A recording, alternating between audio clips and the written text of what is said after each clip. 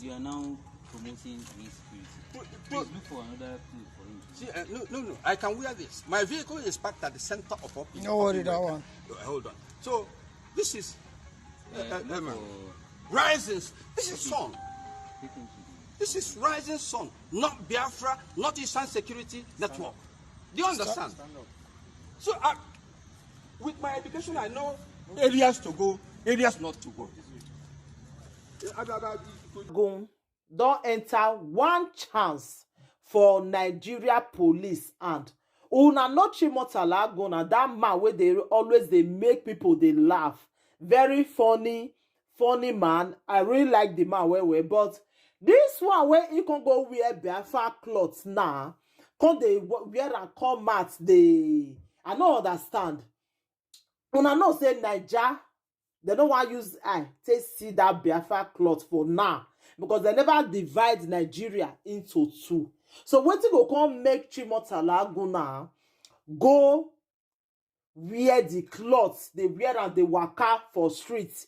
Now if police stop and say no, it never reach for you to wear these clothes. He say you just wear them because of the sun when they the front.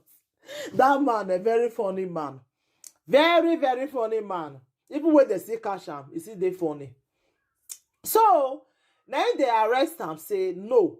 We never divide Nigeria into two. So what you go come make you now? Go they wear Biafra clothes, they waka for street. Police they hold them put. Now police arrest Chiwetu. Now the matter where you see the thread ever since now. Police arrest him, say no. He never reach for you. So they wear these clothes. They waka for streets. No. It's not done anywhere. They know they do am like that, my darling people. So now, as I talk to Nana, Chiwetu na the police station. Because police don't arrest him now. Say, is not allowed. As far as say, they never share Nigeria into two. You never they allowed for you to they wear these clothes, they waka for streets. It's not allowed. They not agree. So now the matter now where they grant. I go put the video when they arrest him. More na see him because I'm not going to make the video too long. Na just short video, my darling people. So more na watch. Then when I will still leave our opinion. More na see me share the video. Then I will leave our opinion. What would I think about the video? Whether what Chiwetu do na good thing, and I will still leave on a comment.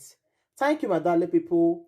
And then I will still use this video to thank you as soon as they share my video, as soon as they subscribe. May God bless you now, my darling people. So I know I made the video too long. I will put the video now where they arrest them. Thank you. Bye. And you are now promoting insecurity. Please look for another place for him. See, no. I can wear this. My vehicle is parked at the center of office. No worry, that one.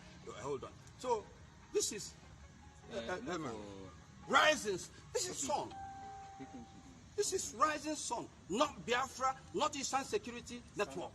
Do you understand? So, with my education, I know areas to go, areas not to go.